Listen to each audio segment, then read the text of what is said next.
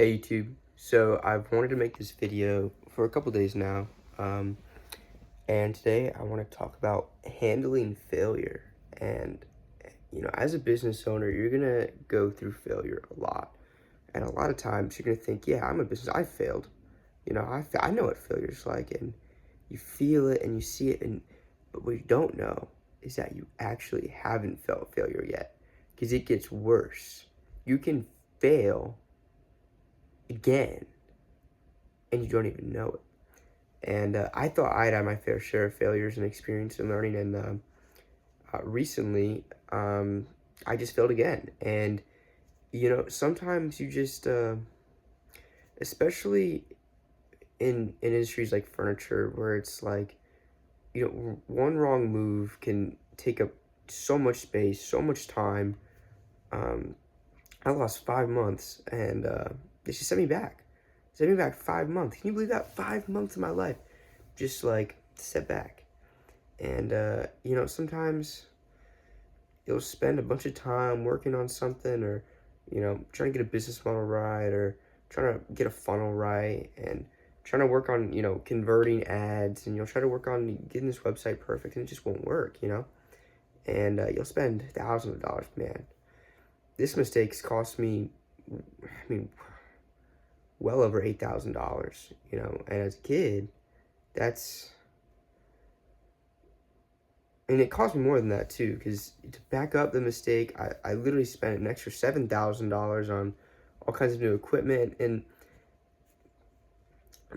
my advice to you, to young entrepreneurs, young business owners, is just spend just one day a week, and just think about every outcome. Think about things that could happen. Think about things that might happen. Think about potential consequences. Think about everything. And sometimes hindsight is 20/20. Sometimes you'll be so caught up in your own ambition, your own goals, and you just won't even really think, what if this happens? Or you'll think about it, but you'll brush it off. You'll be like, that won't happen. I'm made for success. And then it happens, and you're like, well, fuck. I just figured if I put everything on black, it would just, it would just work out for me. And things don't work out. The world is very tough, and if you want to just pursue your dreams, and you want to succeed, success is hard. Okay, and that's not hard as in, oh yeah, well, I work really hard, and I show up, and I put money in, and I think really hard. No, that's not hard. That's not hard. Hard is you fail and you keep going. You fail and you keep going. You lose all your money, you build all your money back up. That's what failure is. So people will tell you to fail when you're young, and I'd encourage you to fail even as you get older. If you're not failing, you're just not trying hard enough. There should never be a point when you're no longer failing. Even once you're successful, I think I've achieved some level of success, and I'm still failing. I still fail all the time.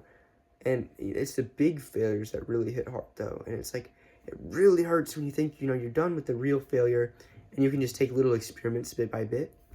And sometimes even it's like little experiments that really just break your heart. It's just like, damn, back to the drawing board. So where am I going with this? My point is, watch other people's success. People will tell you, they make this, they make that. Yeah, but do you really, really think about think about who you trust. Think about where information comes from. Think about why people may be influencing you to do a certain thing. Especially when it comes to wholesalers and all kinds of stuff. Like this can be a shady business, especially in the furniture industry. So really think about who's influencing your decisions. Think about who you're asking for help. You should always be asking for help. You should always be, you learn more from asking for help than you will from asking ChatGPT or anything like that. You need to ask real people who really know what they're doing, people who really own $1 million businesses, people who are willing to help you. And it's not as hard as it sounds. It's really not. It's just about finding the right connections and getting people who really know what they're talking about to help you. And they want to help you. Make a post in a niche group, ask people what helped them, ask for advice, say, hey, if anyone has time, I'd love to call. and get some advice, and it'll lead you down the right path. But I think the most important thing is that even after you fail a couple times, appreciate where you are. Because whether you know it or not, you used to just pray and just hope and just wish every night that you get to where you're at. And you're at there. And it's just not enough. And it will always be like that. You'll always be just like one step closer to failure, and it'll always seem terrible. And then you'll figure it out. And you'll get somewhere that you wouldn't have been if you hadn't failed. So keep failing, keep learning, and just keep getting better. So if you want to own a business, that's just what it takes. It's definitely the hard way. I'd much rather make 100K a year with the job than 100K with the business. But you can't do both. You just can't. So, all right, bye.